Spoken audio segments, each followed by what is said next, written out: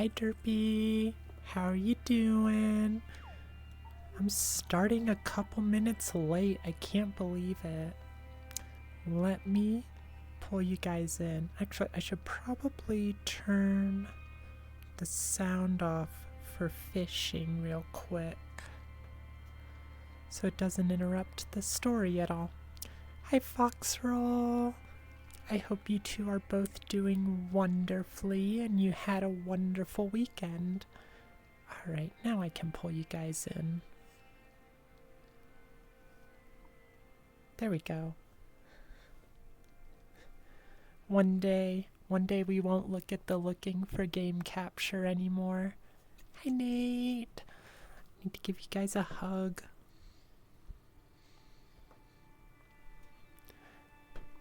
How are you all? Doing good on that Phasmo grind? Well, I hope you have plenty to show for it. You've certainly been going at it really hard lately.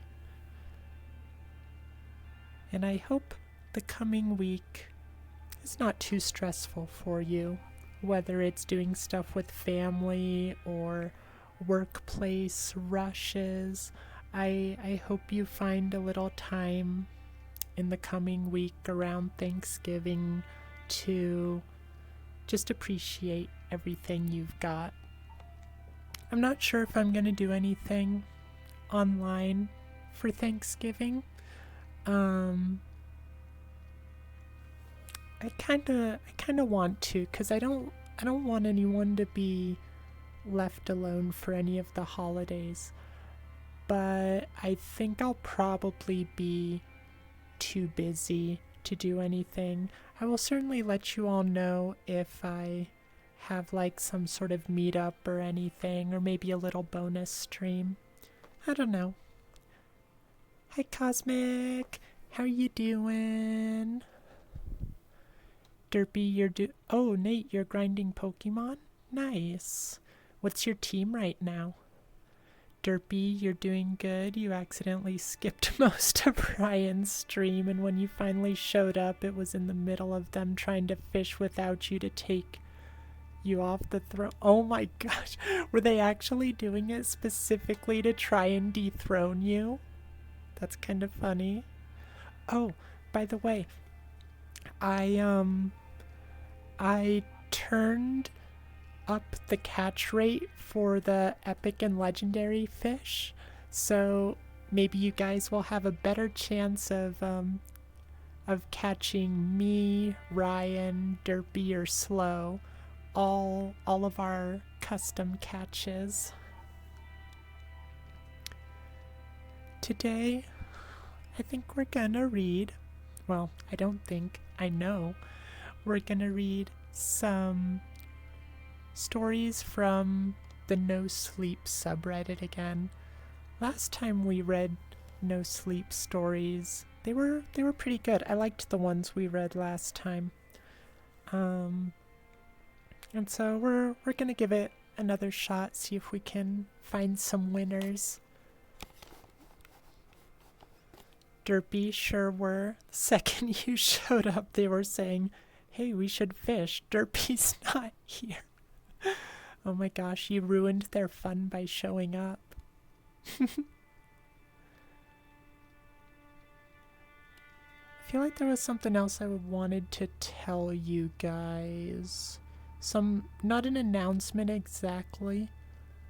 Oh, this wasn't it, but I do have a Ko-fi account now, so if you want to support financially but don't want to do it through Twitch, now there's that other option. It's my understanding that they take less of a cut, so more of your donated money goes to me and less of it goes to the company. Foxroll, if anything, Derpy, you're lucky he didn't do fishing at the start like he usually does. Yeah, it was pretty fortunate that they waited till you were about to come in. Cosmic, but Jeff needs all the help he can get. Oh my gosh, it hurts me that I, more or less work for Mr. Bezos now. I Twitch being owned by Amazon and Twitch being where I make a little tiny bit of side money. Not a fan. It is fun to make jokes though. Daddy Amazon or Daddy Amazon. Doing a bug type only run. Interesting. How is that going for you, Nate?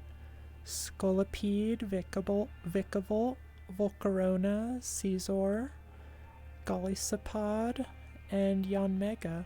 Are you liking that team so far, Nate?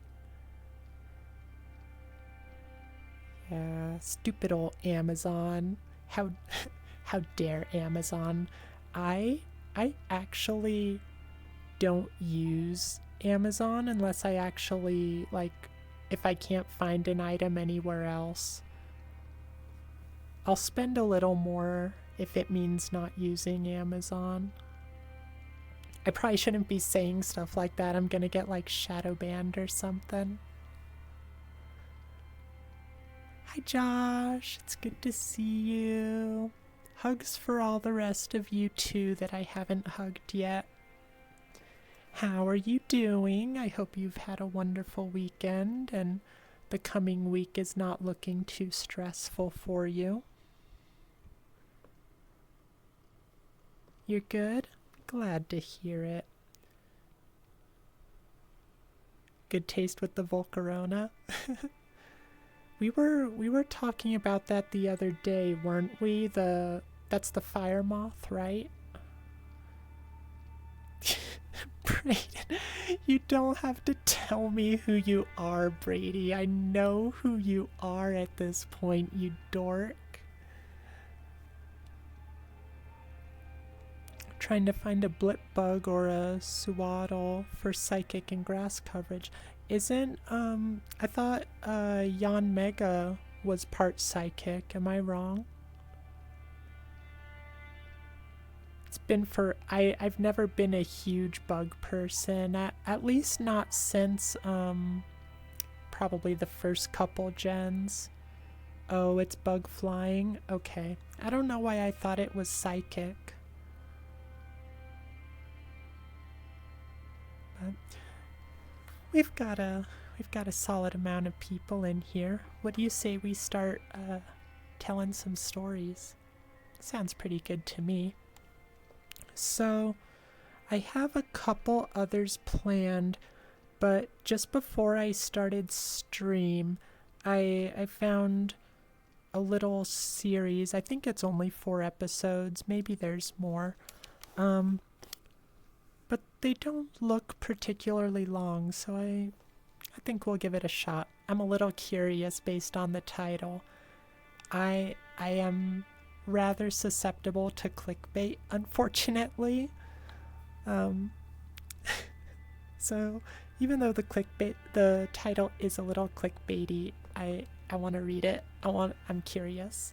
So get over in your seats. Pop. And we will get started. So this first one is called I Always Thought My Brother Was Joking When He Told Me to Throw His Phone in the Creek After He Died. I don't like it when they do long titles like that. It reminds me of... Okay, I'm bringing you guys back because little tiny mini rant. So, there's those manga series with ridiculous titles that are just a straight up full long sentence, my mother accidentally picked up the wrong baby at birth and now I'm reincarnated in an apocalyptic desert world or something like that. I usually just those are a red flag for me. I usually don't even bother picking those books up. I'm not saying none of them are good, but it just, the title turns me off, so I usually don't even bother looking at it. in another world with my smartphone. Yeah, stuff like that, Derpy. Dram has awesome fashion sense. I mean, she does. I wish she would just use it. Derpy, gotta be extra careful with the chatbots then. You might actually click on them. Okay, I'm not completely, Okay, I can't even finish that sentence because I can be silly sometimes. Do you love your mom and her 2-hit multi-target attacks? Is that actually what one of them is called? It sounds like it. I'd believe it. Hi, Shadow. Good to see you. Are you all ready for spooky, scary stories? That's a real anime? Of course it is. Have you watched any of it? Is it any good? A lot of them also kind of, I don't know, they just blur together. It seems like a lot of them are very forgettable, at least to me. Alright, get back in your spots. We'll go ahead and start. Oh, it was enjoyable? Oh, just saying hi. Hope to see you soon. Okay, well, whatever you're doing, Shadow, I hope you enjoy it. Another hug to say goodbye. Alright, get in your spots again. We're done with our little anime rant. So, let's start our story. And it is by LivingHalloween. And the title, once again, I always thought my brother was joking when he told me to throw his phone in the creek after he died. Oh my gosh, and the first sentence is the title. Okay, here we go. I always thought my brother was joking when he told me to throw his phone in the creek after he died. He used to blow a lot of time on 4chan, so I figured he picked it up from them. George was the sort of desperate social sponge who sopped up all the attitudes around him for acceptance. He wasn't a bad person at heart, though I'll never forget the time I heard him drop the N-word in a game of Overwatch because he lost to a team of 6 dudes playing the same character. And let's be clear, George was white as snow. Especially after a few months on chemo. His traitorous body only carried him past the computer desk on Friday nights when he'd go out with a couple of our cousins. Some days he wouldn't come back until Saturday afternoon, and he would never tell us where he'd been. Mom stopped freaking out after the first few times, and we just both kind of figured he was drinking to get his mind off all the vomiting and hair loss. But that's how we got by for months. Right up until the one Wednesday morning last month when he woke up spewing chunky dark blood down his chest. We drove him to the hospital and he stayed the night, but everything went south fast.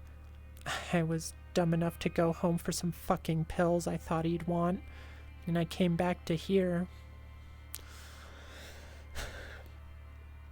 that I'd missed him on his way out.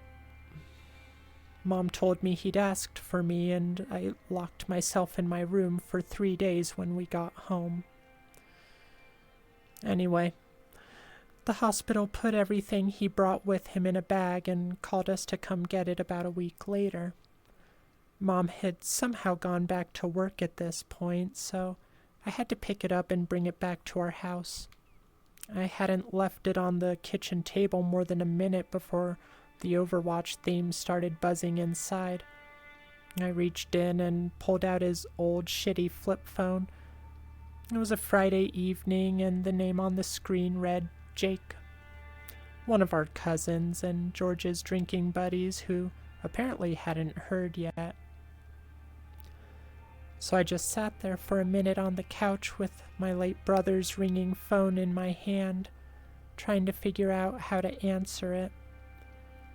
Then I opened the phone, pushed the green button, and nearly dropped it when I heard the ruckus on the other end. This piercing, wailing sob broke through the tinny speaker, punctuated by something like a hammer pounding on a metal spike. A voice I could barely make out whispered into the receiver, "George, it's almost time. Better hurry." And then I did the second dumbest thing in my life. I hung up. Oh wait, where are we?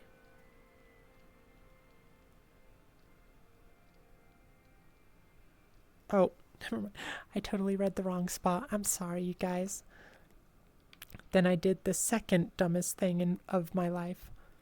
I spoke up. "Jake? Dude, what the hell are you doing?"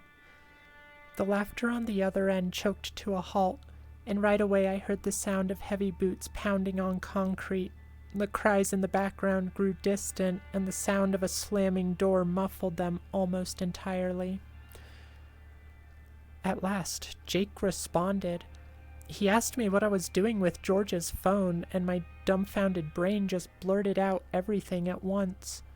George's passing, and how hard Mom was taking it, and how I'd left at the wrong time, and I was sorry we hadn't called him.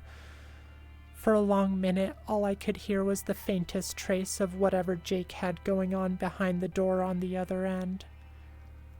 When he finally spoke, he didn't curse or apologize for my loss or for weirding me out and blasting his creepy shit on the line. Jake didn't ask me when the funeral was or how George felt when he passed. He simply told me to burn the phone, quote, "for your own good." Then he hung up. I always thought my brother was joking when he told me to throw his phone in the creek after he died. Now, I'm starting to wonder. And that is the end of part 1. So let's move on to part 2. And I'm going to get a quick drink of water. What do you guys think so far? It seems pretty, generic as far as like a creepypasta setup, but it's giving me just enough that I'm interested and I want to keep reading. How about you guys?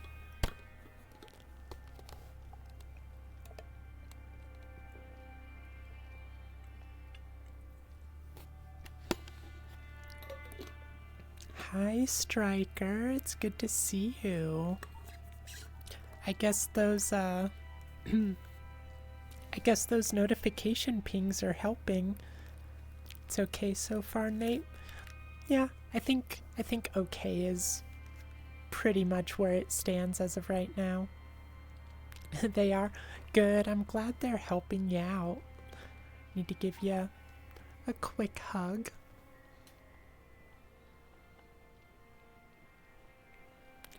And for all of those of you who I haven't said it to yet, I hope you're all having a wonderful weekend and you're looking forward to the coming week. But if the coming week is something that's stressful for you guys, I hope it goes by without much incident. Alright, back to your spots. Let's start part 2. So, this is an update.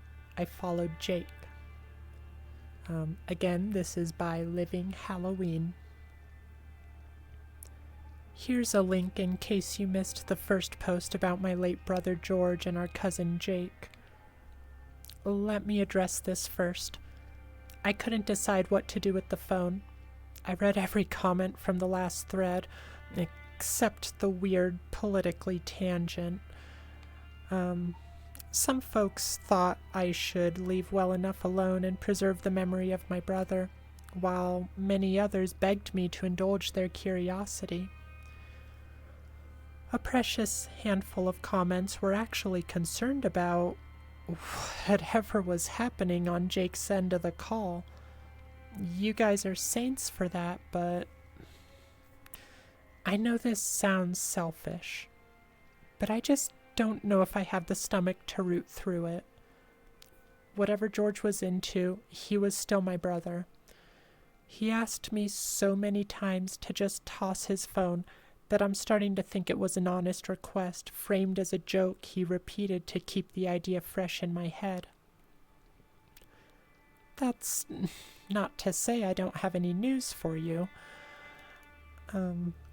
It was Friday when I posted the first thread, so I assumed Jake and his brother Kevin were going back to whatever it was they did with George in the old days. Curiosity got the better of me, and I may have conducted a bit of sleuthing. See, I really only speak to them at Christmas, so I didn't have any excuse to come over. That also means they haven't seen me driving the ancient Stratus I bought in March, so they wouldn't recognize my wheels if I played the detective and set up a little stakeout like in the movies. So I called into work and drove my car the 7 miles to their house. I parked a little down the street, poised myself to dive behind the dashboard if someone glanced my way, and I waited. And I waited. And I waited. I must have spent at least 4 hours staring at Jake's old junker pickup. It wasn't until about 8 when the front door finally opened and the man himself walked out and sat down on his porch. Jake's a lean, scruffy-looking dude. He was the only kid I knew with facial hair in the 9th grade. And by graduation, he'd abused his gift by growing the kind of filthy, ragged beard you'd expect from a man who wrote manifestos in a cave somewhere. He wore a dirty band shirt and dark, almost black jeans. It looked like the kind of stuff you'd wear to paint a house. And at that exact moment, he looked like he was about to break down crying. I wasn't sure what I expected. After our brief chat on the phone, I had convinced myself he was up to something terrible, but I had trouble believing a lack of empathy from the look on Jake's face just then. Between his wrinkled clothes, the twisted mane of hair on his head, and his red, sleepless eyes, he gave me the impression of a man used up and spat out. So there he sat, the villain who had scared the shit out of me a couple weeks ago, drained of what little color he ever had and simply waiting for the end with his head in his hands. It actually kind of reminded me of my brother's, Anyway. Alright, let me take a quick pause to catch up on a couple of chat messages. Striker, you finally got food in the house. You have Hot Pockets. Very nice. Now you won't have to starve yourself, you goober. Make sure you eat good balanced meals. Make sure you get vegetables and fruit. Derpy, I'm glad they're helping me out. Did I actually say something? I don't even remember saying that if I said it.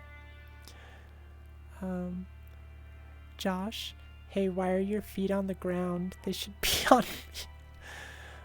You are so bad, mister. Maybe we could do, I know some people are into the, visual stepping on the camera ASMR stuff. Maybe we'll try that next time. Wednesday we'll be doing another ASMR stream. Oh my gosh, Josh. You nutball. Striker, your crush apologized, everything, so you're good now? Okay, just, I'm not trying to, put ideas in your head or anything, but, just, take care of yourself, people. I hope he's, honest, and I haven't met him and stuff, so, you have a better impression of him than I do. But just just be sure to take care of yourself and be on the lookout, because there are people who take advantage out there, and I just want you to be safe, alright? Derpy, I accidentally said that when mentioning how the notifications were helping. Oh no. I didn't need to feed you guys more ammunition. Well, it's chronicled now. Alright, let's continue our story. Back to your spots. Okay. George's phone sat in my pocket, and I have to admit, I seriously considered just calling Jake to feign a coincidental interest in his well-being right there. Maybe I'm being naive. Maybe it'll be the death of me. Either way, I never had the chance. Jake only sat a moment or two before Kevin stepped out of the house behind him and helped him to his feet. The two of them made their way to Jake's pickup, equally exhausted in appearance, and they climbed inside and began to drive off in the opposite direction without so much as a glance down the street. If they really were up to no good, I was starting to wonder if their participation was involuntary.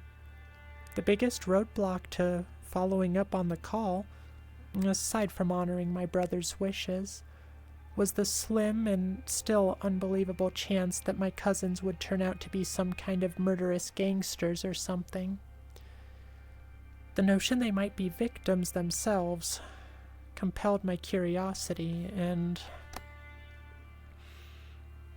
I followed them. I feel like movies actually taught me something here.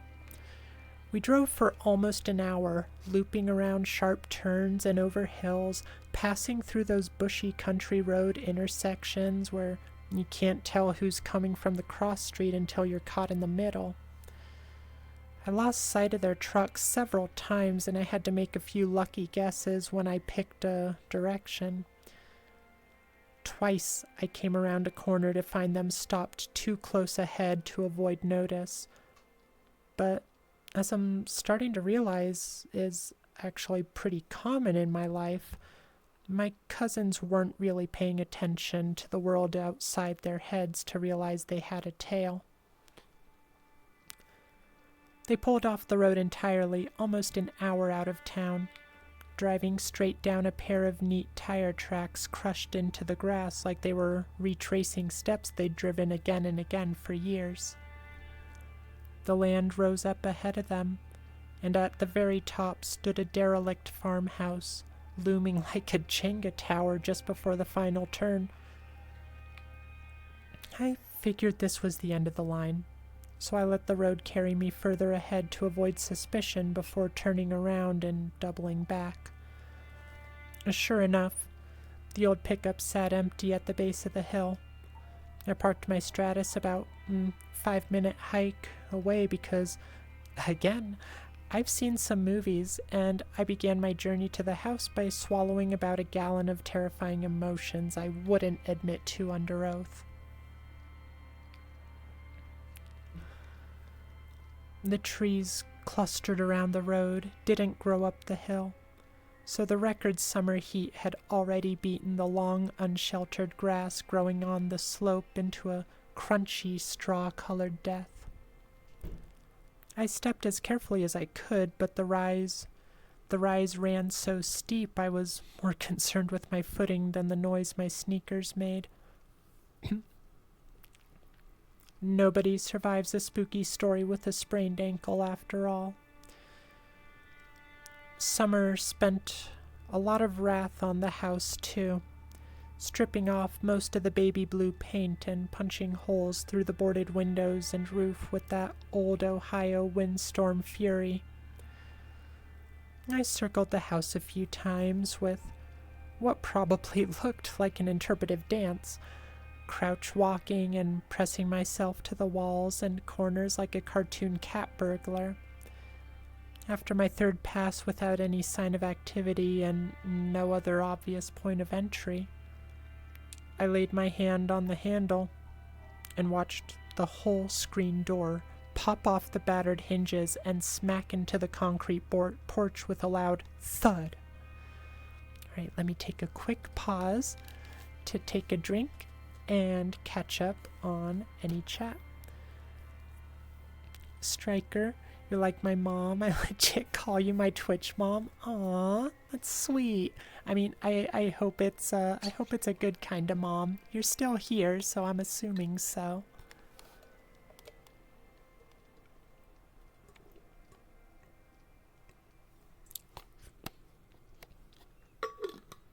I like to make sure y'all are taken care of if I can, as much as I can. I've met way too... Okay, little tangent. We're bringing you back over here. I have met, both in VR chat and online in general, and, you know, really just anywhere, IRL as well. I've met way too many people who didn't have any support or people taking care of them or even just like caring. And it can mean so much to someone to just show a little bit of, you know, kindness, even if it's just like asking if they've been doing okay. That can be enough to show someone that, you know, there are people that care out there.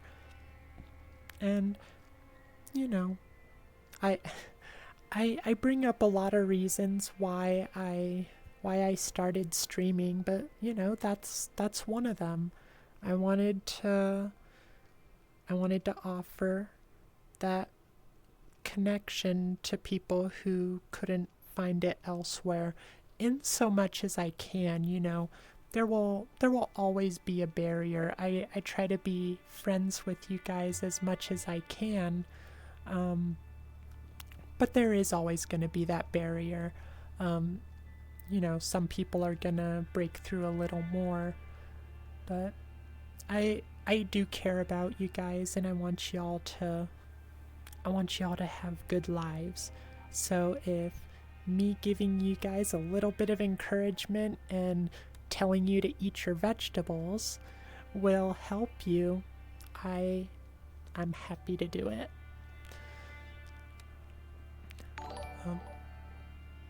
Oh my gosh, Donzi, thank you.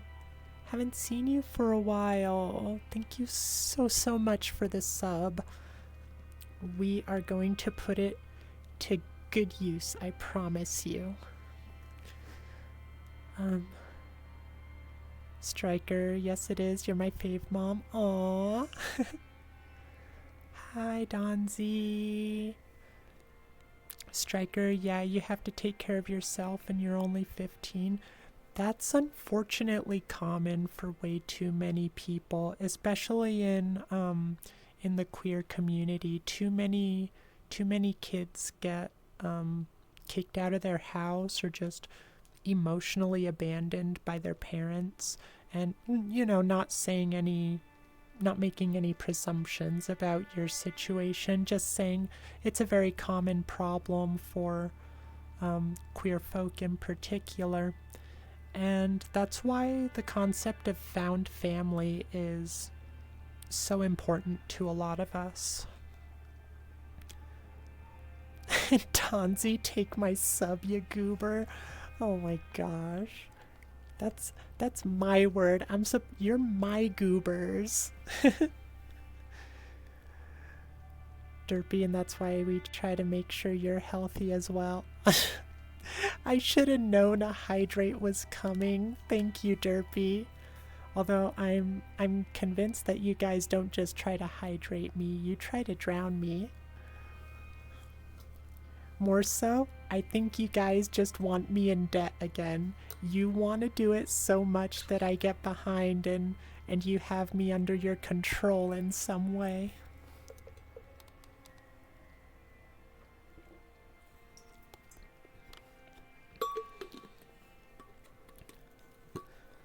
Um, Striker, yeah, if you can't get your grades up, your mom is just giving you to your grandparents. I hope you're on good terms with your grandparents at least. Like, ideally, I hope you get your grades up, but if your grandparents are, if you're closer with them at all, that could end up being fortunate. Your grandparents are better than your actual parents. Well, I mean, I hope you get your grades up, but I also hope your grandparents can, help be support for you. Donzi, sadly being online hasn't been an option. Work has drowned you from here to Timbuktu, slowly clawing your way up. Well, I hope it lessons sooner rather than later, and I hope the paychecks are good. I hope the paychecks are worth it. That's, that's what it's all for. And, oh, by the way, talking about paychecks, I hope all of you with jobs make sure you do put money into your 401ks, because starting early is better than waiting. You'll definitely want it later on, but just make sure you are financially taken care of. Oh, posture check. Thank you, Striker. Get them shoulders back, that back straight, and them boobs out. We gotta have our proper posture of confidence. I need to think up some good alliteration for that proper posture of something with a P. Proper posture of prosperity. Maybe? I don't know. Hi Dee. Glad to see you. I hope you and anyone else I haven't mentioned it to yet, I hope you've all had a wonderful weekend and are looking forward to a good holiday week if you're in the US. Oh my gosh. Patience, Striker. I got the posture check. I'm just slow. No, Drambeak, how could you? Okay, let's get another hydrate. Donzi, the money is pretty much the only thing worth it. The only worth it thing. It allowed you to get a new toy recently. You're going to be a DJ rave girl for fun. Nice. Are you gonna post anything online, like videos, or are you gonna do live shows ever? I mean, I know it's just for fun, but doesn't mean you can't go perform at events and stuff. But if you ever post anything, I'd love to see it.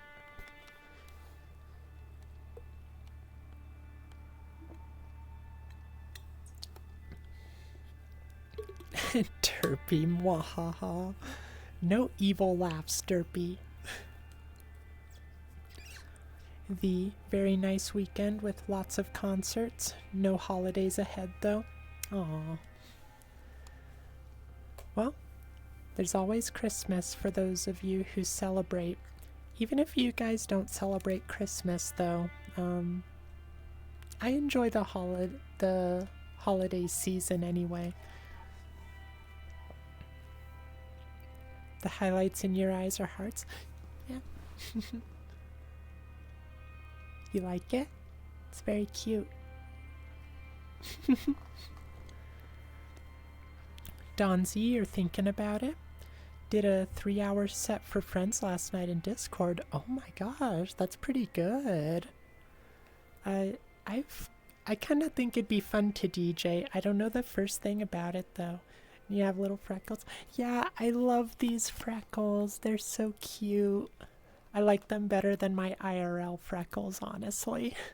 I have more IRL freckles than I would like. Alright, let's continue our story. We got very derailed. You guys distract me way too easily. Back you go. I will check on you guys again. in a few paragraphs.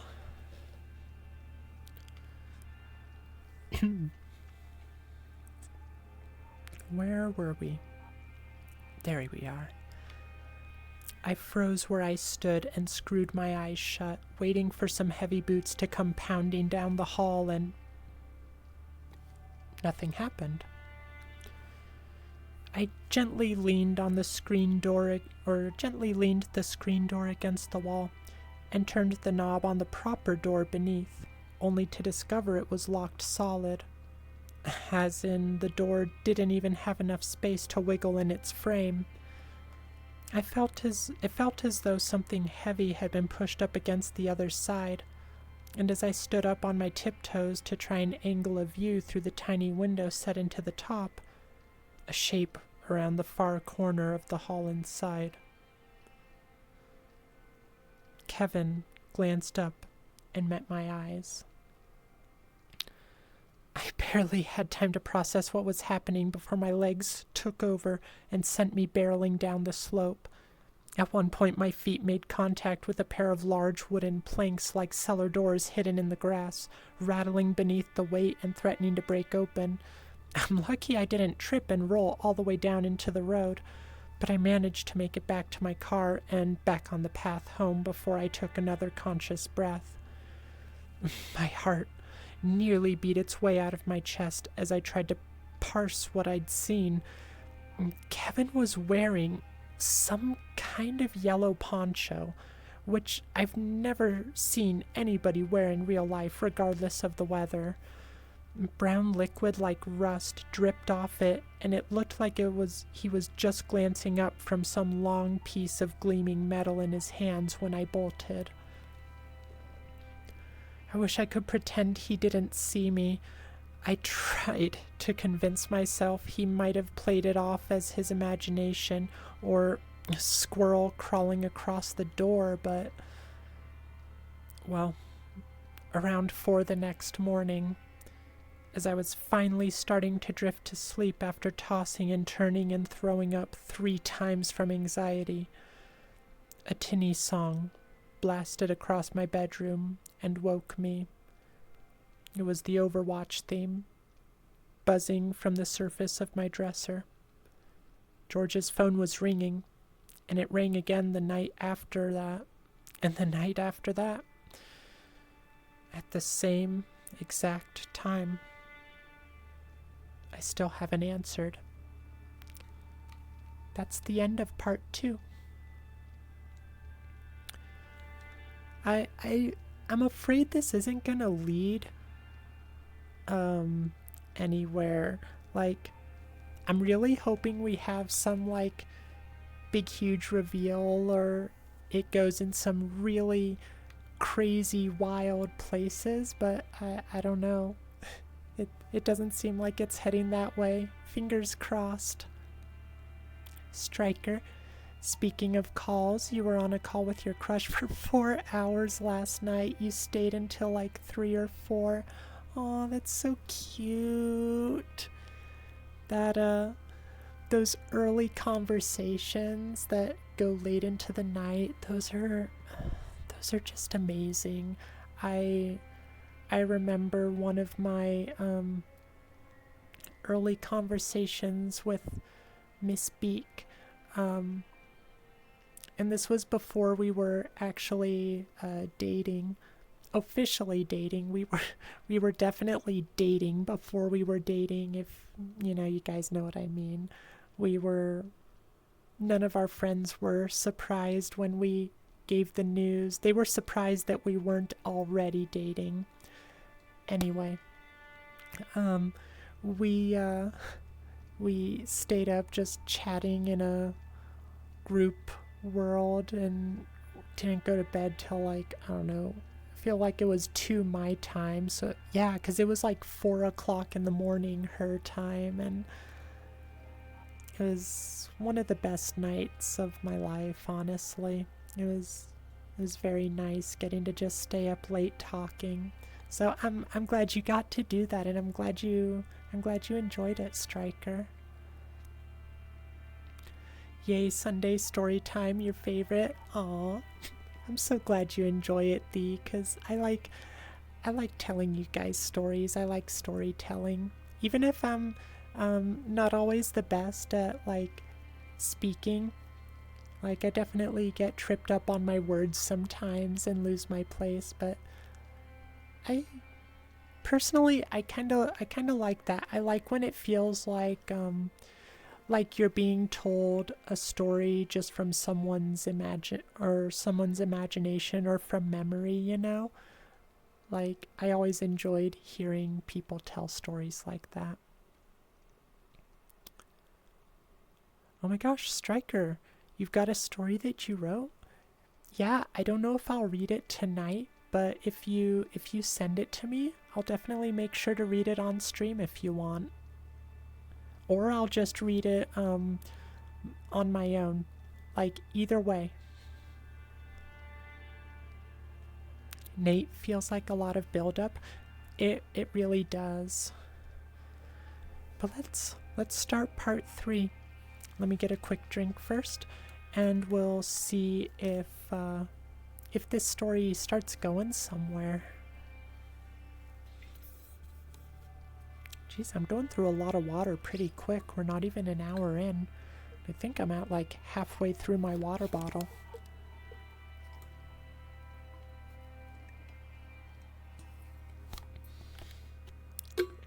Oh. Alright, let's do another hydrate. Pink Striker.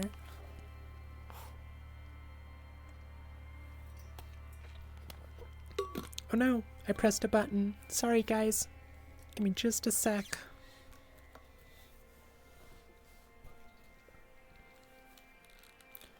There we go. Adding a little of yourself into the narration goes a long way. I agree, Thee. I'm glad you agree too. All right, get back in your spot, Scoobers. Okay. So, part 3, the update is Jake's gone.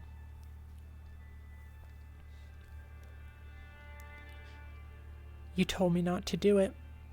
You were right. I shouldn't have answered George's phone. I shouldn't have read the text messages. It was 4 a.m. Wednesday morning when I caved and snapped the phone open. It turns out the Overwatch theme wasn't just his ringtone. It was also his text message notification. I guess he wasn't feeling very creative when he picked them out. Waiting inside the phone were 5 texts. One for each morning the thing went off since I first tailed my cousins to the farmhouse last Friday. Kevin. Jake scared you off, didn't he? I'm not gonna give you shit, but you seriously don't want to get involved in this. Kevin. The names being who the sender was. So Kevin sent these messages. I know that's you with George's phone, dude. Please don't hate us. It's for your own good. We don't like this either. Kevin. Just say something, please. I need to talk to someone. I feel like this is all I do now. It'd be okay to just... Kevin. Hurts bad. We need help, and I don't care what Jake says. Family sticks together. Please. Jake, don't you fucking dare. Hi, Galaxy. Haven't seen you for a while. I will... Yeah, here, let's do another quick pause to say hello. Hi. It's been a few days. We're just reading some spooky stories today, so get yourself comfy. And we will continue. Boop.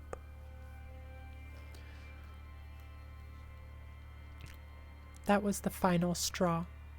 I just knew they were in some shit. And I realize you guys don't know them. Hell, I barely know them. But Kevin's right. Family sticks together even when they act like shits. Kevin and Jake needed help, and I didn't want them to get arrested if I could get them out instead. And yeah, I realize now how dumb that sounds. You told me not to go back to the farmhouse. But I went back to the farmhouse. I couldn't afford to call off again, so I delayed the trip until late afternoon. My wheels hit the ugly pavement by 4, and I figured I had several hours to pop in and have a look even if my cousins decided to visit on their off day. I even packed a survival kit full of water bottles, a penknife, and... Did you guys know you can just buy a crowbar? They're not even expensive. Fear was my best guide, honestly. I probably wouldn't have remembered all those blind, bushy turns if I weren't so intimidated by them on the first trip. I did get lost for a while, but I looped around and somehow ended up reaching my destination from the opposite direction. The old, leaning farmhouse still perched like a crooked crown above the dead slope of the lawn, only now mine was the only car in sight. I sat at the base of the rise and stared up at it for a few minutes, waiting out my own nausea and feeling at the same time like a kid with keys to the candy shop. For all the terror of the last week, I felt like something absolutely delicious and necessary finally lay within my grasp. A sense of closure, answers, rebellion. Yeah, I admit I wanted to stick it to Jake. I wanted to know what was going on and why they couldn't be honest with me. On some level, I think I secretly wanted in on whatever crazy secret they had, just so I could keep a crazy secret too. As long as they weren't murdering people or whatever. Oh my gosh, Galaxy, you're already in your bed.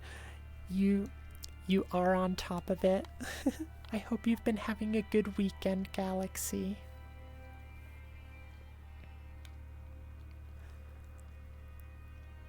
When I eventually headed up to the house, I found the front door was still locked solid and barricaded from the other side.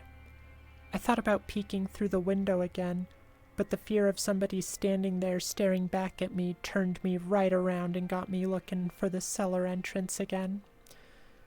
I scoured the tall, dry grass for almost a half an hour before I found it, in large part because I kept glancing back at the road to make sure Jake's pickup hadn't pulled into sight.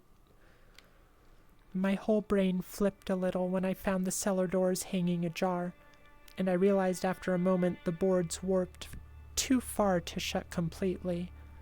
Figuring the trampling I gave them last Friday was to credit for the easy entrance, I pat myself on the back the entire time I spent pulling the heavy doors apart and peering down into the musty darkness beneath me.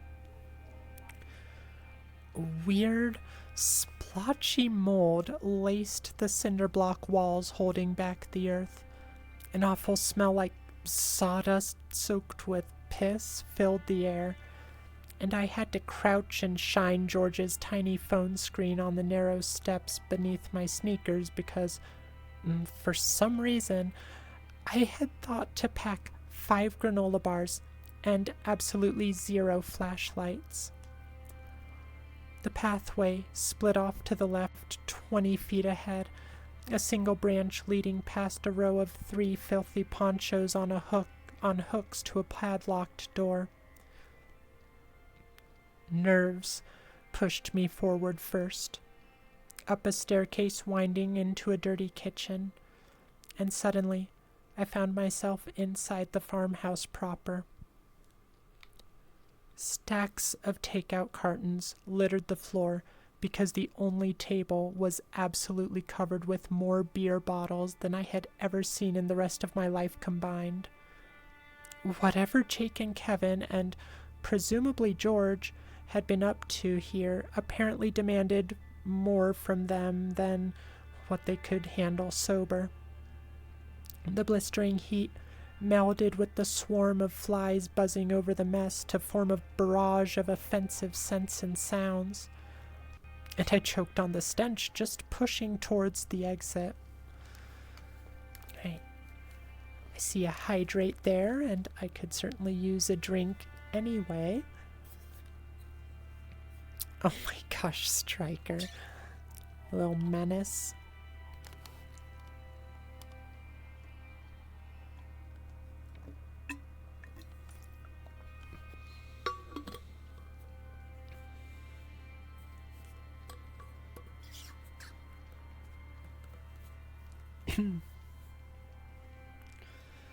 All right. Don't be so proud of yourself, Striker. Where were we? There we are. The only door from the kitchen led out into the hall, and I realized I was retracing Kevin's footsteps from my last visit. From this side, I could clearly see the heavy chest of drawers shoved up against the house's front door. Its surface coated edge to edge with dust, save 2 clean handprints right in the center where someone had pushed themselves up to see out the window. Kevin's handprints. If the text hadn't confirmed it, these did. He definitely saw me. The fact the chest still weighed against the door in their absence confirmed my cousins always entered the house through the cellar. I played my hands across the handles of the drawers and found they came away clean of dust. The top drawer stuck shut, with something jammed hard against the frame. The lower drawer pulled right open, and at least a dozen dirty knives and hammers lay scattered among the rusty rags inside. My guts leapt up and wrapped around my throat as I slammed it shut as quick as I could, hard enough to knock the chest up and slam it back down into the hardwood floor. The sound of it echoed through the house like a car crash, amplified by the long, empty hall behind me.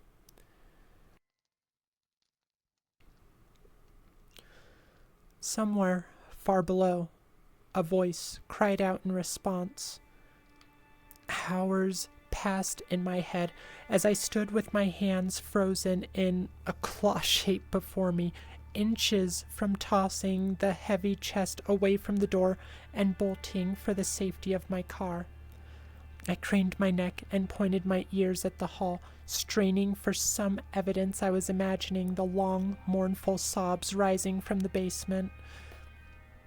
They had to be inhumanly loud, or at least amplified by the uncanny acoustics of the house. Finally, I heard it again, and I followed it to the end of the hall because I needed the truth. I followed it all the way down the stairs and into the branching path, all the way to the door with the padlock. The crowbar leapt from my pack before I knew what I was doing, and it took forever. Even as old as the lock was, I found myself pounding on the door and yelling to the voice inside, begging them for the calm I couldn't show myself. And I cursed and spat and pulled at the lock until, after what felt like ages beating the crap out of my arms, it snapped off with an explosive crack. The door must have been airtight, because the room inside curled with heavy smoke as though a wildfire blazed in this basement of this tiny house. I dropped the crowbar and spilled across the floor to escape the acrid cloud whirling out into the hall, and the sobbing grew louder and closer as I climbed to my knees until a man appeared through the haze. But he wasn't just a man.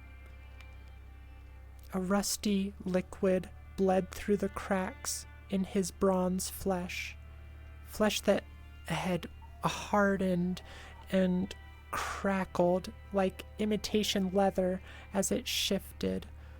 The smoke trail filling the hallway with the pissy sawdust smell billowed out of his sagging mouth as he gazed at me with his round yellow eyes and drooled. He reached out across the darkness toward me with a hand tipped in mangled nails filed to points, and his pitiful, deathly cries echoed down my spine and weighed on me like an anesthetic. I couldn't move. I could only watch as the man slouched towards me, the claws of his left hand dragging trenches through the concrete floor beneath him with some hideous strength. I stared until the cellar doors burst open and heavy boots thundered down the steps. I woke to my name, screamed in my ear by someone looming over me in dirty jeans and a band shirt. He lifted me physically off the ground and shoved me toward the cellar doors, and I ran until I collapsed in the driver's seat of my car and shot off down the road.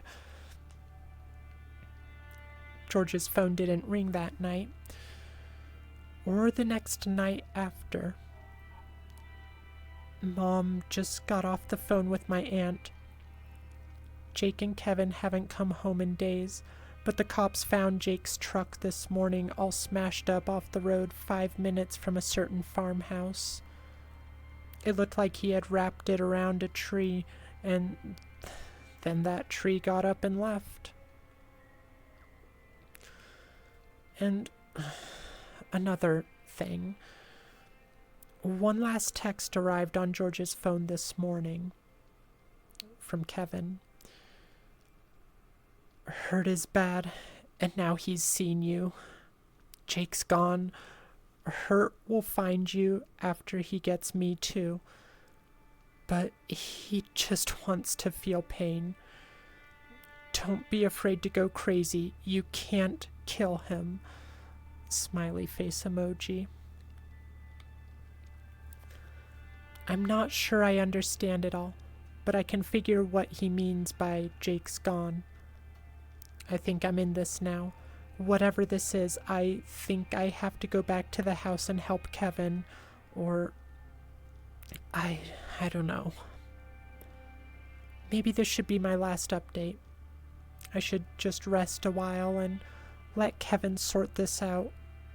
I think I'm starting to feel a little sick anyway. End of part 3. So we've got one more part. Unless there's some more that I haven't seen yet. We'll check after we read part 4. Nate, you're just chilling with some Italian hot cocoa as you listen. Great vibe. Aw, that sounds very cozy. I don't know if I've ever had Italian hot chocolate. Is it just like really good chocolate, or is there something particularly unique about it? You got Monster and it's 6 for you. You better not get yourself being stuck up all night, Striker. Need to get your sleep. Thank you for the hydrate, Admiral. I certainly need it after that.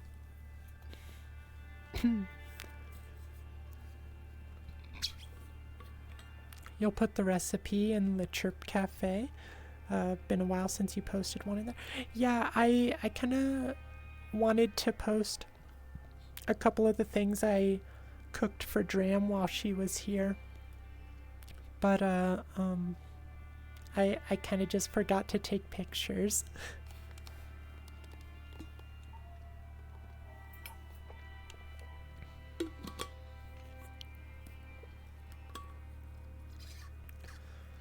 Striker, you're hoping you can call your crush again, but all night. He's like you, no matter how much you yell at him, he still won't go to bed. Oh no, you guys are too much.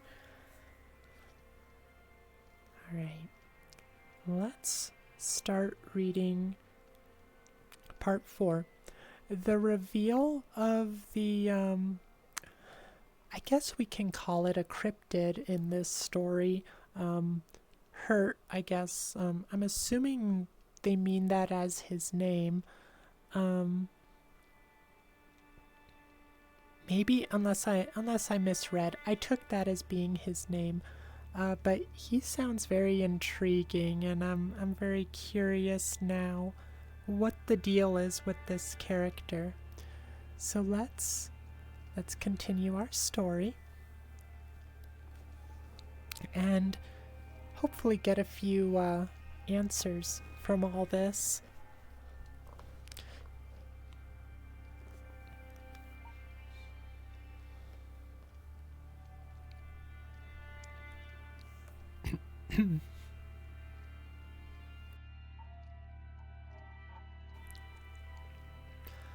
All right.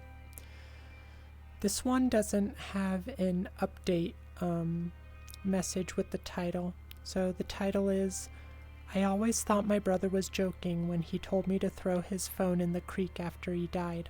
Part 4. Again, by LivingHalloween.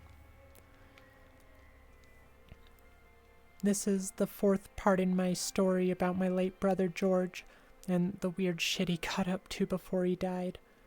Here are links to parts 1, 2, and 3.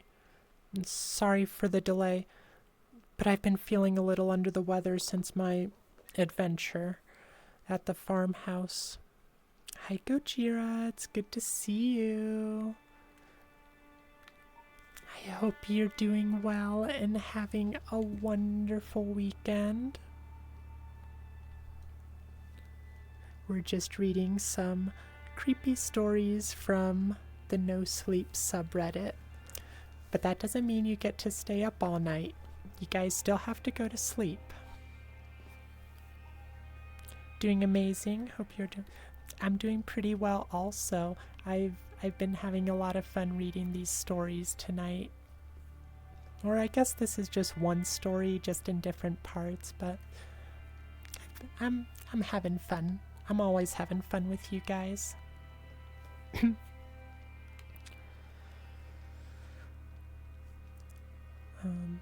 My cousins, Jake and Kevin, are still officially missing, and I wasn't sure what to do about it for the longest time. A lot of comments said I should take the evidence to the police. Here's the thing.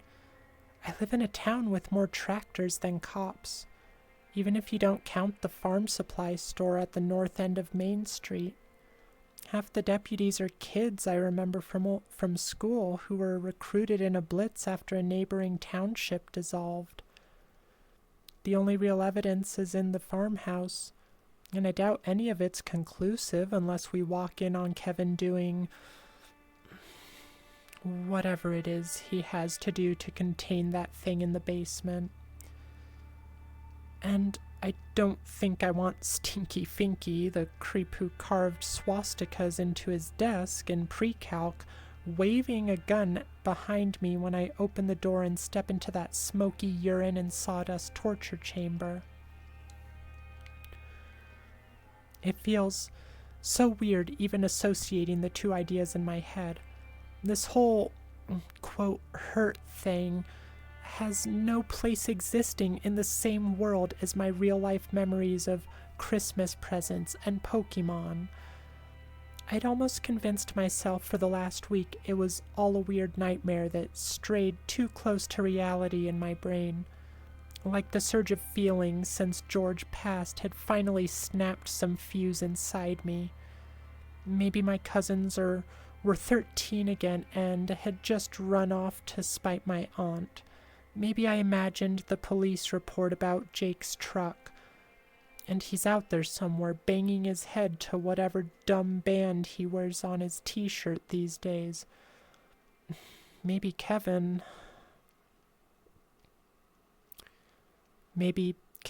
didn't wake me up with a text 2 days ago that said, help. Yeah, that needle of a message popped my dream bubble quick. Suddenly, I could imagine walking by the back door and seeing the creature's sagging mouth spouting acrid smoke like a white-hot trash fire. I couldn't let those nightmares cross that far into my world. I couldn't let hurt show up at my mother's doorstep in the middle of the night. So, I finally called the cops, and because, of course they would, they actually sent Stinky Finky. The kid who once referred to my hairy cousin Jake as Chewbacca rang my bell at nearly 2:30 in the afternoon, a solid 6 hours after I'd phoned the station. Finky wore his uniform like a curtain. It hung off his skinny, rigid frame and wrinkled at his feet where the too long trousers pooled around worn boots. His sunken eyes and sallow cheeks told a story of regret I couldn't wait to hear. But I had to file my love of petty vengeance away to make room for monsters. Instead, I played the hospitality card I've heard we're known for in small towns. I let this ugly soul into my home, offered him a drink, and after double checking to make sure Mom didn't sneak home for lunch while I was in the shower, I spilled every bean I could gather from my scattered, aching brain. Finky didn't write anything down for his part, but he seemed to listen. His eyes grew wide in all the right parts of the story, and his mouth slacked open only twice, once when I mentioned the drawers full of weapons at the farmhouse, and again when I uttered the name Hurt. I finished and stared at him a moment, watching the slow birth of recognition across his face. He sat for several minutes, looking all the world like he was thinking of a way to evade the obvious question, "What do you know about all this?" And Finky, former bane of my existence, did the most human thing I ever imagined he would do. He broke down in tears. Finky confessed he knew about the farmhouse. In fact, he'd attended a Halloween party inside it years ago. At least 20 kids from our high school met there. Each one thought it was thrown by somebody else's older brother. Nobody questioned it because their mysterious benefactor had provided a buffet of booze and pizza. And everybody was tripping all over themselves to be cool about it. An old man in a Dracula costume emerged from a door in the kitchen just after midnight. He stood in the living room and called out for everyone's attention, because he had an astounding Halloween treat to show them if they would just follow him down into the cellar. He promised it would separate the boys from the men, and what big-headed teenager could resist that? Almost everybody followed, and yes, Jake and Kevin were there. Dracula led them down those stairs and along the short branch off the hallway, and he stopped them outside a padlocked door. He waited until everybody gathered there beside him before drawing a long, rusted key from his sleeve, popping the lock and standing aside. One by one, the brave and the buzzed filtered through the door into a room filled with acrid smoke, which Finky assumed came from a little more than a common haunted house fog machine. In the center of the room stood a massive, ratty armchair, and in that chair sat a man whose lower jaw rested on his chest in a frozen scream. A metal circlet mounted to the wingtips held his head upright, but he blinked and moved just like a real person. But he wasn't real. He couldn't be real, because then Dracula stepped into the room and threw the switch just inside the door, and the lights throughout the house dimmed as thousands of volts poured through the circlet and into the seated, screaming man. Finky watched as the man watched the man's skin crackle and brown like a steak, jiggling and dancing in his chair for several minutes as the kids froze in terror and watched the mock execution until some machinery in the back exploded in a shower of sparks. And the man stood up, tearing himself free from his restraints with a cry of anger. Finky ran from the cellar and out of the house, plowing over the mailbox at the bottom of the hill as he drunk drove his jack-booted butt out of there as quickly as he could. His story complete, Finky and I sat for several minutes in silence while I absorbed his words. A grown man had staged a party for a group of gullible teenagers and deliberately exposed them to hurt. Why? To share his burden? To force some of them to take over for him and try to contain it? It's what Jake and Kevin did, isn't it? They turned into monsters to keep hurt away from the others. And was George at that party? Was George led down into the smoke and sawdust by a vampire straight into his doom? Finky didn't know. His beer-soaked brain could barely hold more details about that night in the basement. But he did know what happened to Jake, though he had forgotten by the time he found the truck. That's right. Finky was the officer who found Jake's truck. And he also found one small detail he hadn't shared with anyone, even his mates on the force. A single boot, tossed in the bushes near the accident, blood-streaked and reeking of urine and sawdust. Officer Finky never heard about the farmhouse or its unkillable tenants since that night, but the smell of that boot alone cracked some foreboding door in his head.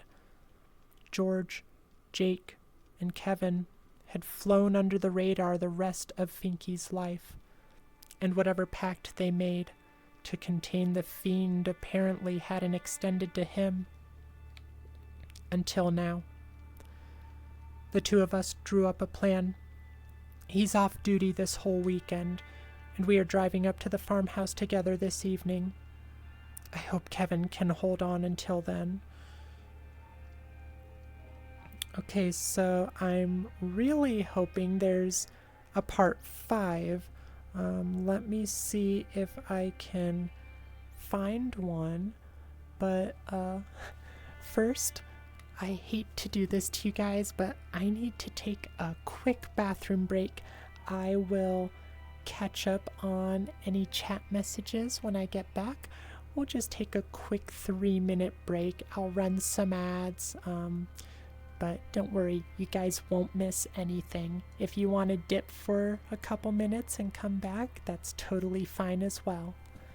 Let's throw you onto the Astral train, and we will start our ad break.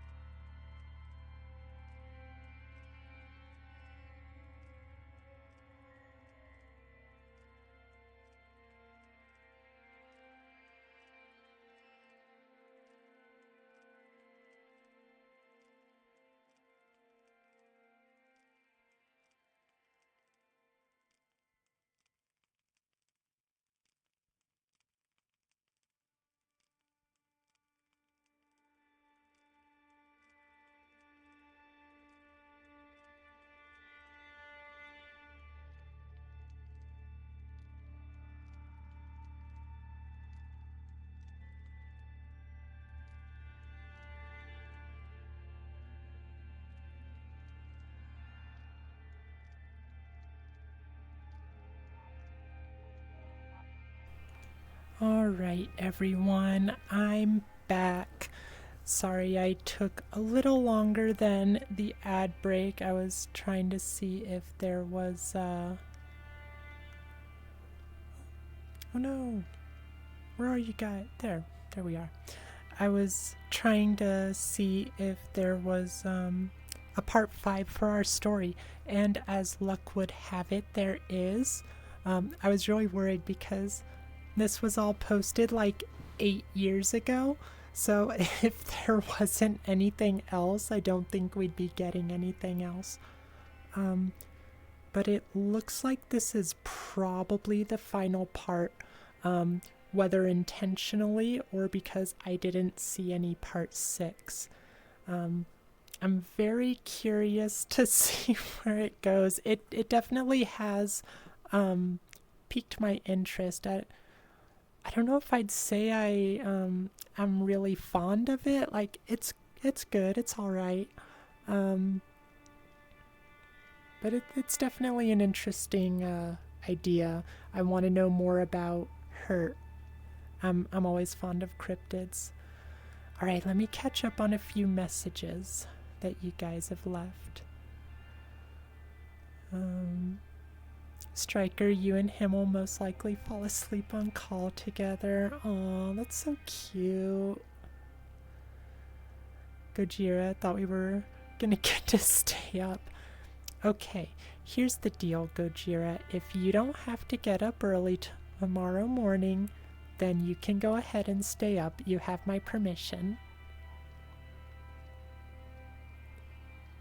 Oh, you're scrolling through Pinterest, Striker? I hope you're finding some neat stuff. Derpy, alright, I'm back. ... Oh, lol. Cosmic, I don't think I could stop you even if I tried. Like, you're already staying up by watching my stream.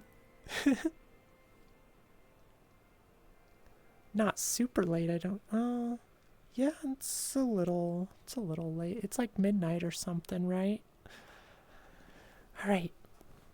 Let's see how this whole story ends. No special title for this one, but it's the last part, so we'll repeat the title and the author. Alright, get back in your seats, get cozy, and let's find out what becomes of our narrator. Well, okay, no, not the narrator. I'm the narrator. Our story, in-story narrator. There we go. Alright, get back there. Boop. Oh no, it didn't. There. Didn't work the first time. I had to boop you guys twice. Alright, here we go. LivingHalloween's I always thought my brother was joking when he told me to throw his phone in the creek after he died. Part 5. This is the 5th and hopefully final part of a story about my brother George and the waist-high river of trouble he waded into before he died. Links to previous parts in case you missed them. I returned to the farmhouse Friday with an unofficial police backup of one, Officer, quote, Stinky Finky, who may have begun to curb his vile reputation by proving helpful. We drove for what felt like hours through the twisting backroads of western Ohio, winding around acres of treacherous crossroads and dodging potholes large enough to nest a family of raccoons. My stomach climbed another inch up my throat with each mile, until I felt like I could open my mouth and pull out a plate of leftovers. But Kevin needed help, and I needed closure. Night fell before we made it to the farmhouse. We both packed heavy flashlights from his squad car, and I knew Finky sported something else in the holster on his belt. That said, I didn't expect either one to dent a monster who wrecked a truck face first and walked away. Needless to say, I wasn't sure what he expected to do if we ran into a bad situation. I pulled the car over at the house at the base of the hill just after 9 p.m. A soft glimmer like lamplight spilled through the dusty glass pane in the front door. Nothing broke the silence as we trudged up the hill and heaved open the entrance to the cellar. We climbed down into the darkness without a word, and even my breath caught somewhere inside when our twin cones of torchlight fell down the short branch of the subterranean hallway and revealed an open door. The smoke that poured from the room when I broke the lock some weeks ago had thinned. I could now poke my head inside and see the giant wing-tipped recliner bolted to the center, with its red, tacky fabric streaked black in a sunburst pattern from the violence inflicted on it. Oh my gosh, my tracker is misbehaving.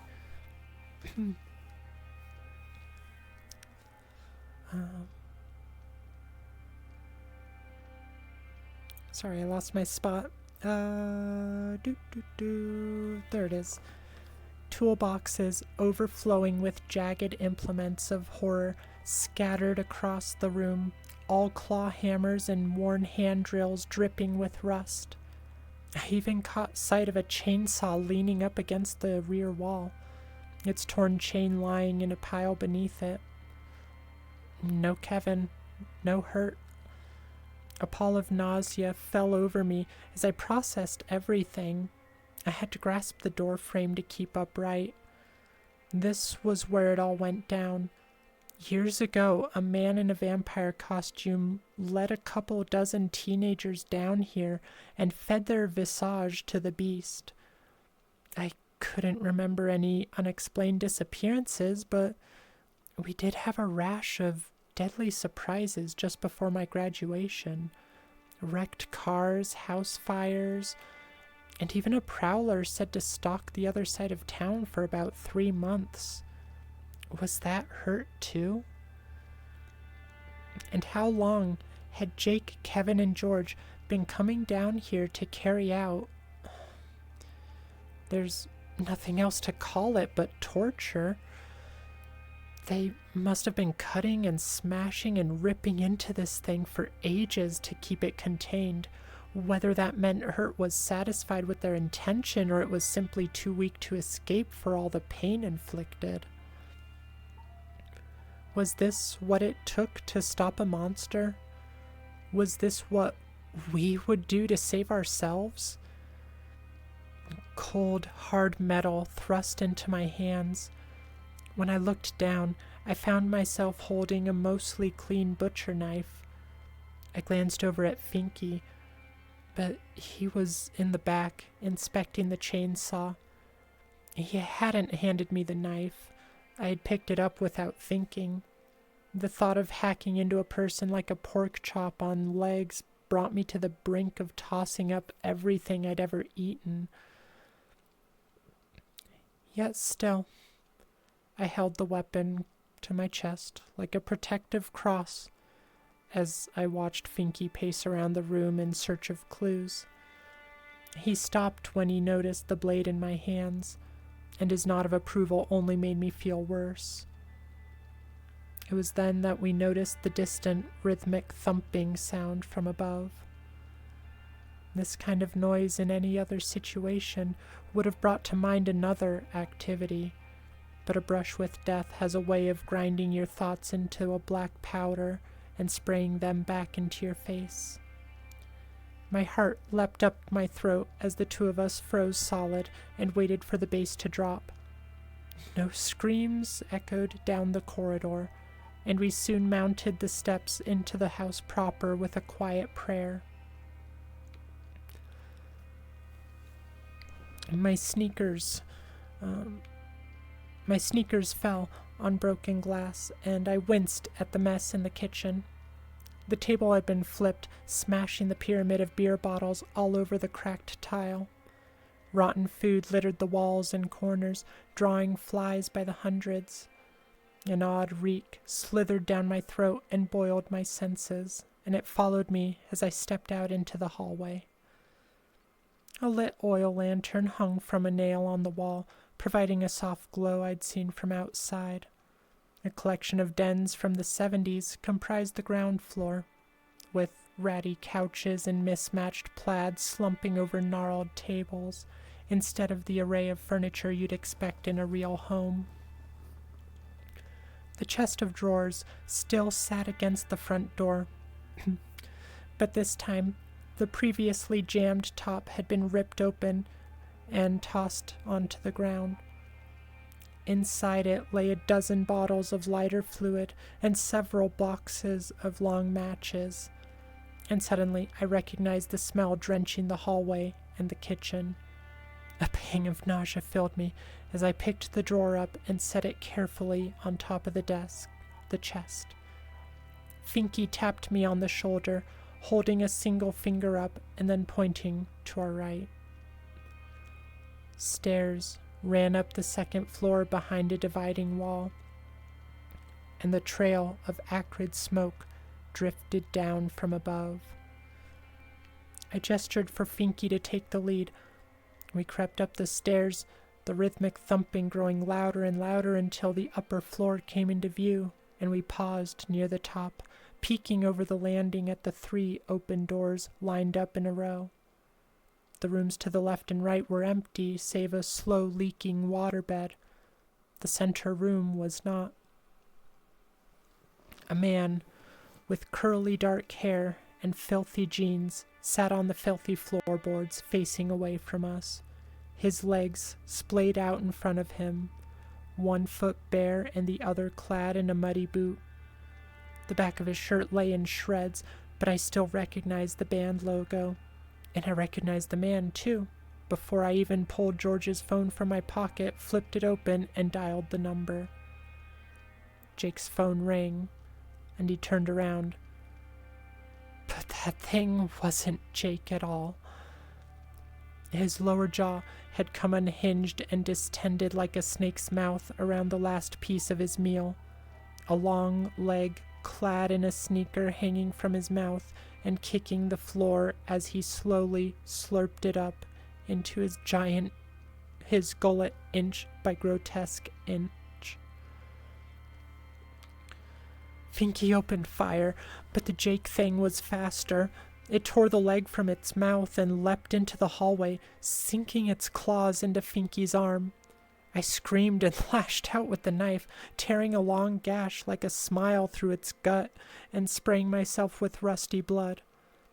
And not Jake screamed back and threw itself to its knees, smashing its face again and again into the railing around the stairs as it pulled at the ledges of its stomach wound.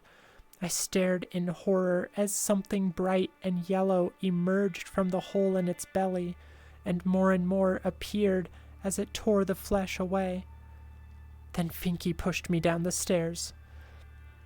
I'm lucky I didn't break my neck before I came to rest in a standing puddle of lighter fluid. Finky appeared at my side, pulling me to my feet and down the hallway to the basement door. He paused at the entrance to the kitchen and turned back to knock the oil lamp from its perch on the wall. Plumes of smoke poured from the boarded windows by the time we reached the car. Real smoke, the kind that doesn't come from monsters. We watched the farmhouse smolder from a safe distance for as long as we dared before pulling out, for once happy not to see a quick response from the fire department. We both swore to forget this thing ever happened. George's phone hasn't rang since, and no gaping maws or black acrid smoke ever showed themselves at my doorstep. I can't say for sure this thing is gone, obviously. I never saw it escape the house, and I don't know if it could ever be sure enough to sleep again. Instead, I lay in bed for hours every night, clutching that knife to my chest and praying I won't have to use it. Just what was that thing anyway? Was it hurt? And why did it look like Jake? Why did it keep Jake's phone? I've been thinking about it sitting there, tearing open its stomach wound like it were shedding its skin to reveal. You know what it looked like? That bright yellow rubbery patch beneath the Jake thing's torn flesh? It was Kevin's poncho. And as far as I know, that's the end of the series. I didn't see any more parts. Kind of an unsatisfying ending for me, personally. I don't know about you guys. What do you think? Kinda, I don't know. It was interesting. I would have liked to see more, but I don't know. It did kind of seem to drag in parts. Seemed kind of abrupt. It did, but that kind of lines up with how the previous parts were as well. Maybe there is another part that I'm just not seeing. But I went to the author's Reddit user posts, and I am not seeing anything else in that series. I'm a little curious about their other stuff, though. I wonder if any of the rest is good.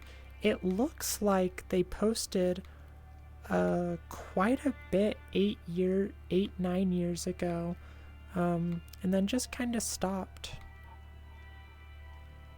Anyway, what time do we have? We have like 20 minutes. Let's see if we can read another story, but I want to spend a little time just touching base with you guys first.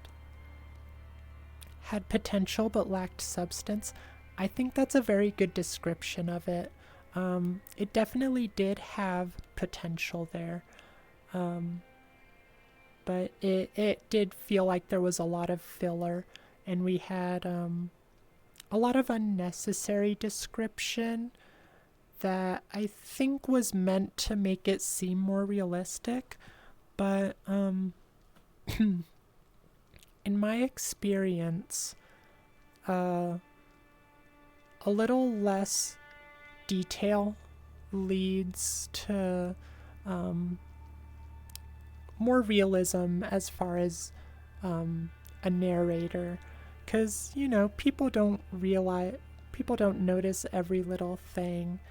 And so having those lapses of memory and some vague details, those do some good for storytelling in this manner. Not that I'm an expert or anything. When were these? Is it possible there will be another? I'm thinking not Foxroll, because yeah, those were posted from 8 years ago.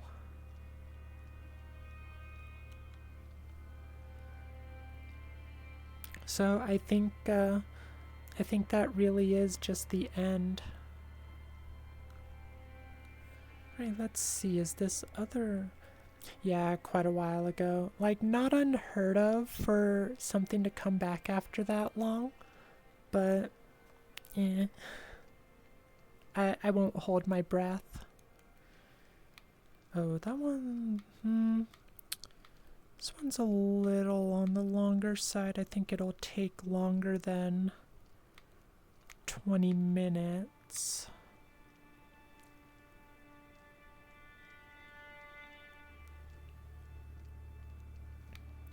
Oh, here's a...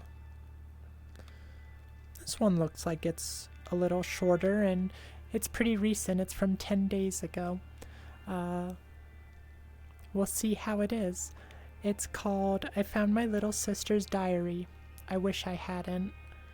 And it's by BS Tip 3808.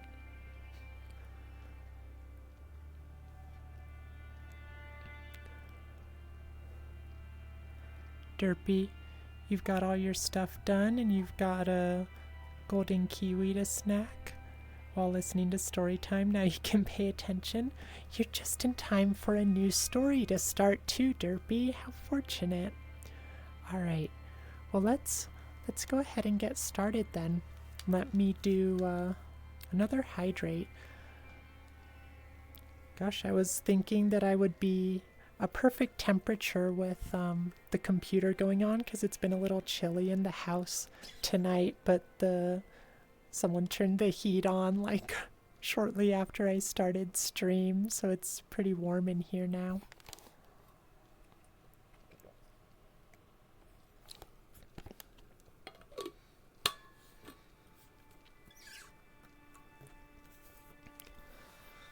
Oh yeah, just a reminder for those of you, because I mentioned it when we started the stream, but I don't think I mentioned it since.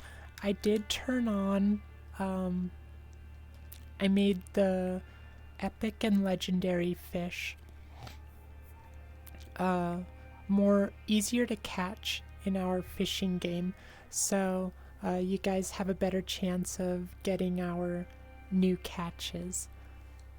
And I think I'll keep that on until we do catch them, just to give you guys better odds, because I want you guys to see them. We have caught so many of those ducks. All right, let's start our story. I found my little sister's diary. I wish I hadn't. My little sister Emily always loved keeping a diary. She had stacks of them, pastel covers with little locks, each one filled with messy handwriting and stickers. She used to guard them fiercely, threatening to tell on me if I was so much to look at them. But Emily passed away 3 months ago.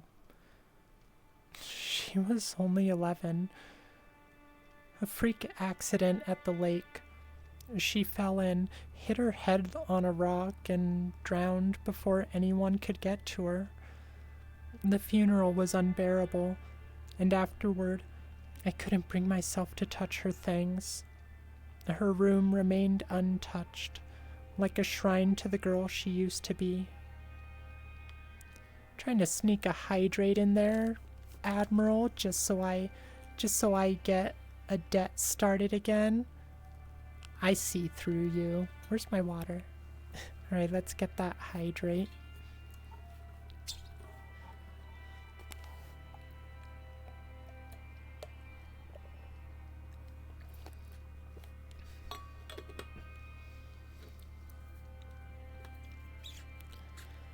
I do feel like story time today has gotten to my voice a little bit, though.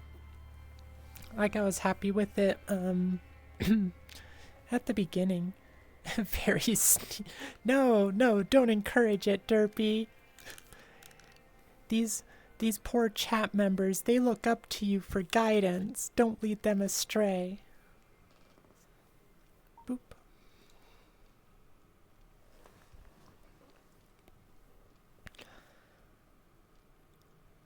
Oh. But last week, Mom asked me to start sorting through her belongings. I found her latest diary in the bottom drawer of her desk. It was unlocked. I thought reading it might bring me some closure. I thought it would help me feel close to her again. I was wrong. The first few entries were normal. Quote, "Today we had pizza for dinner. I took 2 slices before Joey could get them all. He got mad, but I don't care." End quote. That made me smile. Emily always loved teasing me. The next few pages were full of harmless ramblings.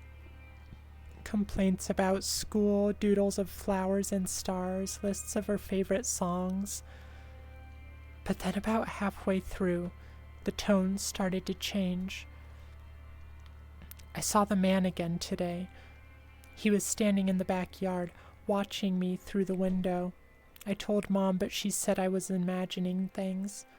He's always there, though. I can always feel him. The man? I paused, flipping back through the earlier entries. No mention of him before. Maybe it was just Emily's overactive imagination.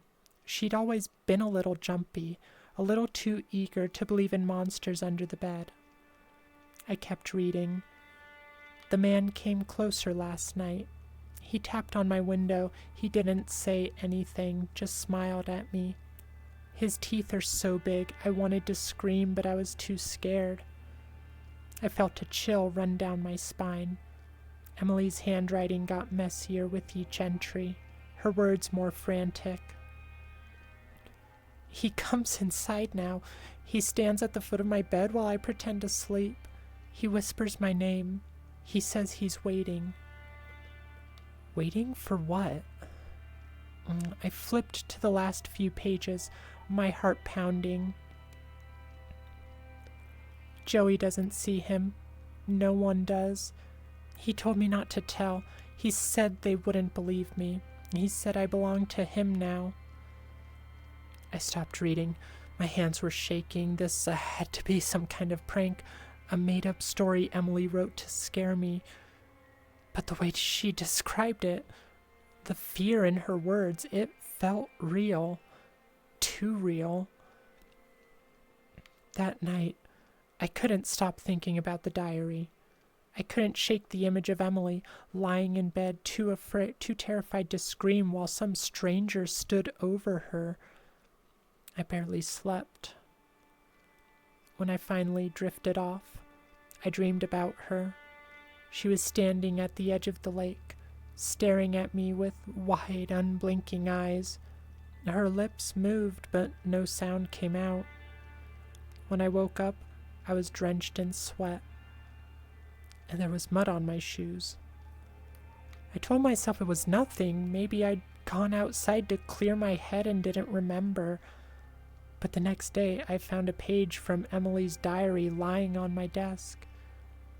I hadn't brought the diary upstairs. The page wasn't one I'd read before. He says Joey will come next. He says Joey will join me soon. My blood turned to ice. That night, I locked my bedroom door. I tried to convince myself it was all in my head, that grief was playing tricks on me. But as I lay there staring at the ceiling, I heard it. A tap, tap, tap on my window. I didn't want to look. I couldn't, but something made me turn my head. He was there, a man tall and thin, his face pale and stretched like wax. He smiled at me, baring rows of jagged teeth, and pressed a single finger to his lips. I couldn't move. I couldn't breathe. When I woke up, it was morning. The window was locked. No sign of anyone outside. I almost convinced myself it was a dream, until I went downstairs and found another page from Emily's diary on the kitchen table. He says it's time. He says Joey belongs to him now. I haven't slept since. I haven't left the house. I keep hearing taps at the windows, whispers in the dark. Last night I found muddy footprints leading from the lake to my bedroom door. I think I understand now. Emily didn't fall. She didn't hit her head. He took her. And now he's coming for me. The end. I see your sneaky hydrate, Derpy. Can't pull a fast one on me. This one was, I don't know, pretty generic, I think. It wasn't bad. Definitely had a lore potential to it.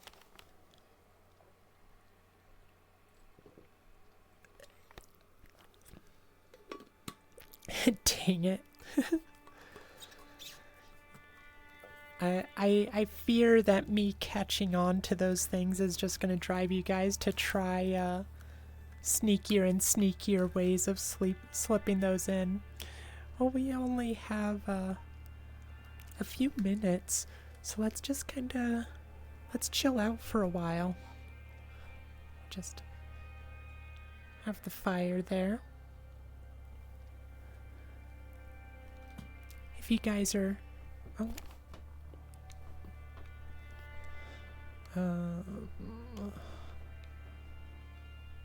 Sorry, I'm just trying to get myself back in my play space. If you guys are heading to bed, I hope you have a wonderful sleep. No, Drambeak, how could you? Alright, let me get my water. We're right at the end and you guys are just hydrating. Can't play coy with me, Derpy. I know you too well.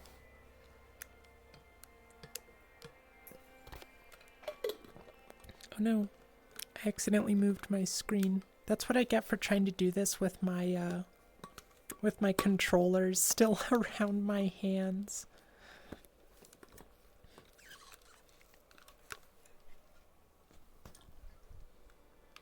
Move that back up. There we go.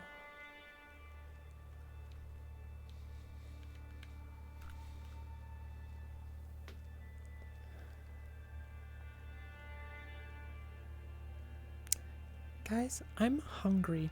I don't know what to have for dinner though. What are you guys gonna have? Kinda want tacos. I don't want to make tacos though. I don't know if I don't think we have any ground meat. Oh my gosh, you caught Derpy! Yay! Oh my gosh, good job, Foxroll! I love the Derpy art. It is so cute. Let me see if I can get a solid shot so you guys can all look. Actually, I don't know if it shows up in the decks actually. Let's see. Oh yeah, there he is. Right there.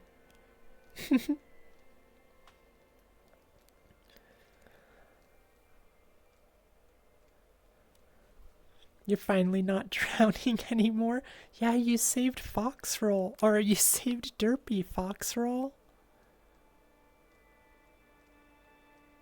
Oh, well that's incredibly underwhelming after the previous one.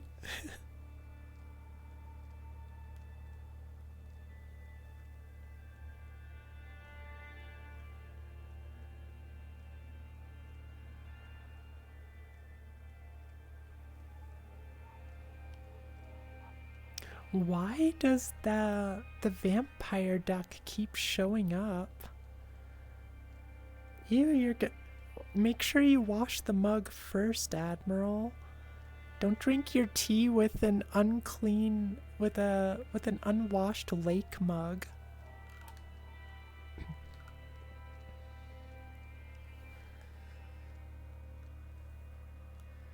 I kind of want to go back to that fishing world again.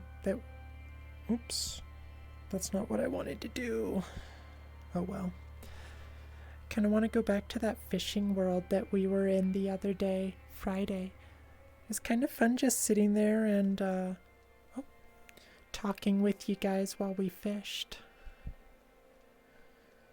Earlier about chat looking up to you. Well, that's their fault. When did you say you were a paragon of virtue? Okay, that's true. Guys, you just need to let this obsession you have with Derpy go. He's not a good role model for you. He's gonna lead you down a bad path. And I don't want that for you guys. I want you guys to lead good, happy, law-abiding lives. Well, more or less.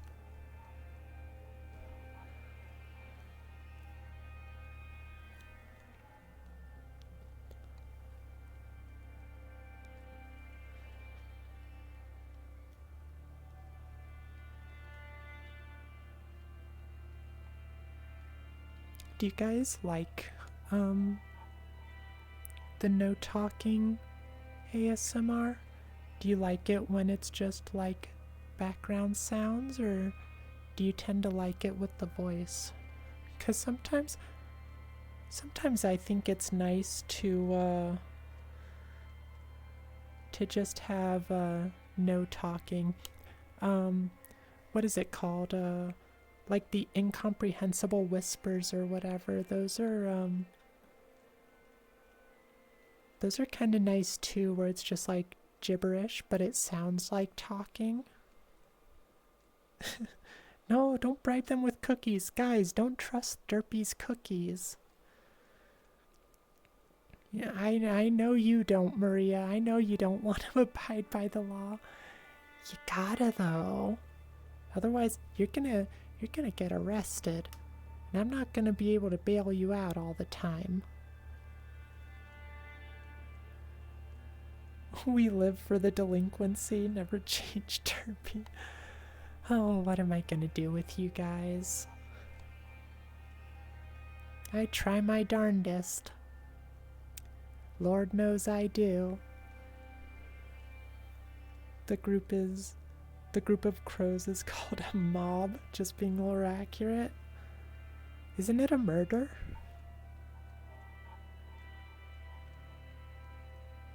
You'll be in there with you. I will not be your accomplice, Maria. I'm not going to jail.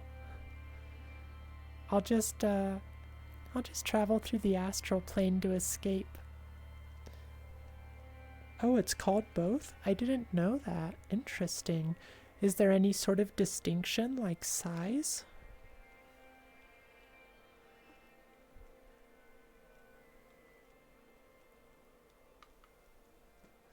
Should we ice some boss?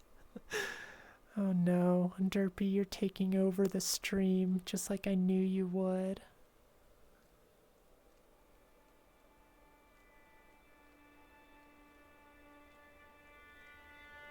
Alright. Well, you guys, I think it's time to say goodbye. It was a pretty mellow one this time. Not too crazy in chat, kind of not the most exciting, tense stories, but you know, it was cozy, just like they usually are.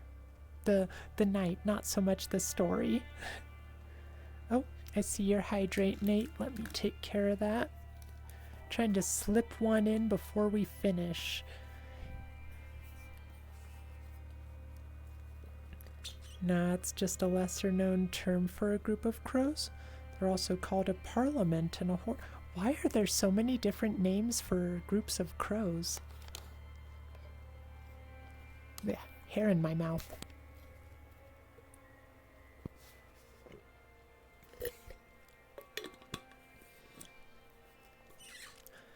Alright, I think, no raid today, I think.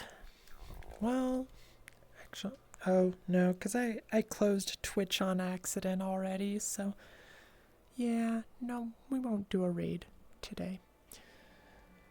Because a group of crows get up to a lot of stuff. Okay, that's a fair answer, actually, Derpy. Alright, I think it could just be for corvids in general. Could be, yeah. Alright, everyone. Have a wonderful, wonderful rest of your night. I hope you sleep well. I hope if you haven't had any dinner or whatever meal is closest, I hope you eat some good food for it. Stay hydrated, just like you hydrate me.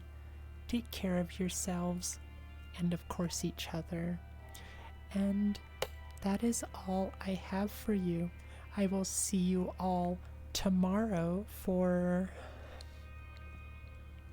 What are we doing tomorrow?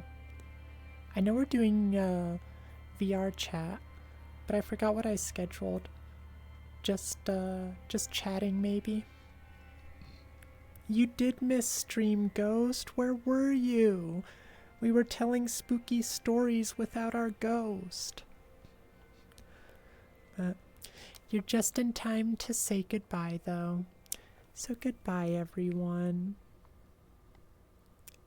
And if I don't see you because of whatever reason that you don't tune in throughout the week, I hope for you in the States, you have a wonderful Thanksgiving. So, chatting in world exploration? Okay, yeah, that sounds good to me. I'll see you tomorrow for that. Bye, everyone. Love you.